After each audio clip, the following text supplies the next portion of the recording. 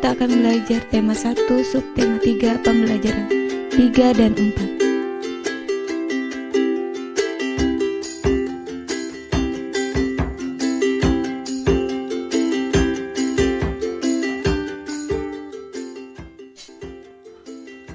Ada banyak manfaat yang dapat kita ambil dari keberadaan hewan dan tumbuhan. Menjaga kelestarian hewan dan tumbuhan adalah hal penting yang harus kita lakukan.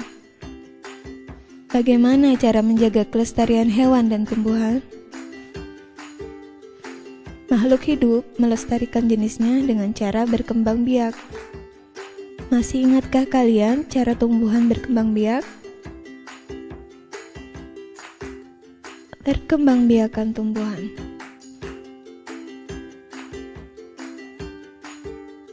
Ada dua cara perkembangbiakan tumbuhan, yaitu perkembangbiakan generatif, terjadi pada tumbuhan berbiji dan melibatkan tumbuhan yang memiliki alat kelamin jantan dan betina, dan perkembangbiakan vegetatif, yaitu perkembangbiakan secara tidak kawin.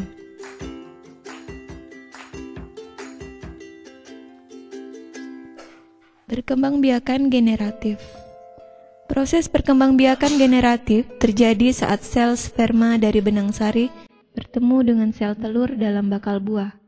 Perkembangbiakan generatif ini terjadi pada tumbuhan berbiji, karena nantinya prosesnya melibatkan bakal buah yang akan tumbuh menjadi tanaman baru. Agar perkembangbiakan ini terjadi, maka bunga harus memiliki alat kelamin jantan berupa benang sari dan alat kelamin betina yaitu putik. Mari kita ingat lagi bagian-bagian bunga. Kepala putik, tangkai putik, kepala sari, tangkai sari, mahkota, kelopak, tangkai, bakal buah, bakal biji. Yang berperan sebagai sel kelamin betina adalah putik dan sel kelamin jantan adalah benang sari. Sekarang kita lihat proses perkembangbiakan generatif. Pada bunga terjadi penyerbukan. Penyerbukan ini dapat dibantu oleh angin, hewan, atau manusia. Penyerbukan adalah proses menempelnya serbuk sari pada kepala putik.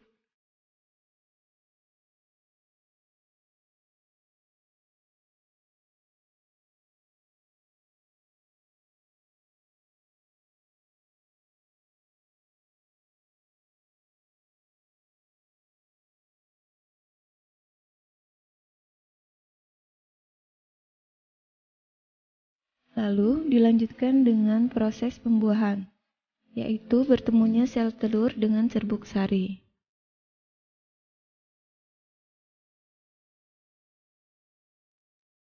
Biji dan buah berkembang, lalu biji berubah menjadi kecambah,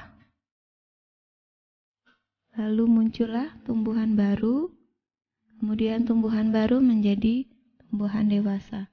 Begitulah siklusnya seterusnya. Perkembangbiakan vegetatif. Perkembangbiakan vegetatif adalah perkembangbiakan yang tidak melibatkan sel kelamin atau tidak terjadi perkawinan. Ada dua macam perkembangbiakan vegetatif, yaitu vegetatif alami dan vegetatif buatan. Reproduksi vegetatif dapat terjadi karena bantuan manusia, yang disebut perkembangbiakan vegetatif buatan, dan terjadi tanpa bantuan manusia yang disebut perkembangbiakan vegetatif alami.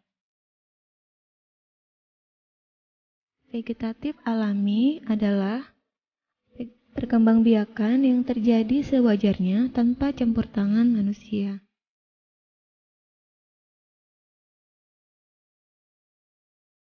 yang termasuk perkembangbiakan vegetatif. Yang pertama adalah tunas adventif, spora, rizoma,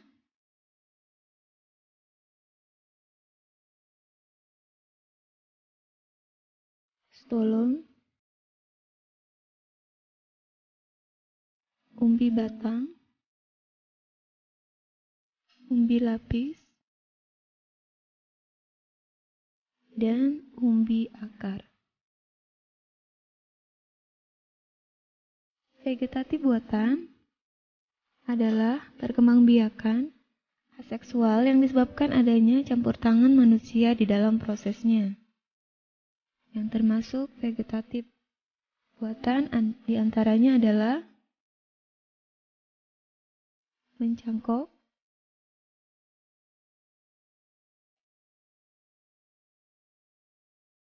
okulasi,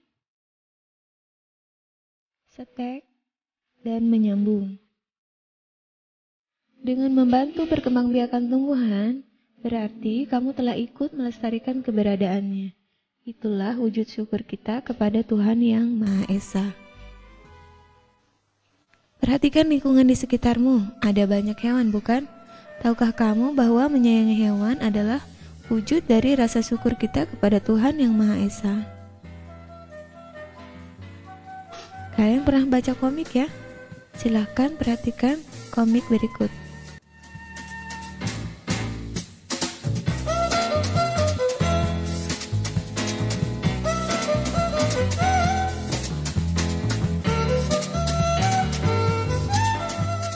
Menyayangi hewan dan tumbuhan seperti yang dilakukan Edo merupakan wujud syukur kepada Tuhan Yang Maha Esa dan merupakan penerapan sikap yang sesuai dengan nilai Pancasila.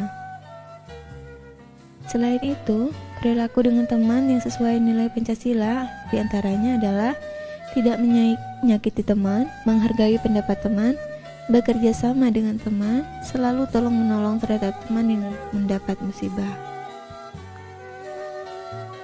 Sementara itu, perilaku di masyarakat sesuai nilai Pancasila adalah melakukan kerja bakti, gotong royong, tidak mengganggu ibadah orang lain, musyawarah dengan masyarakat untuk membangun lingkungan sekitar.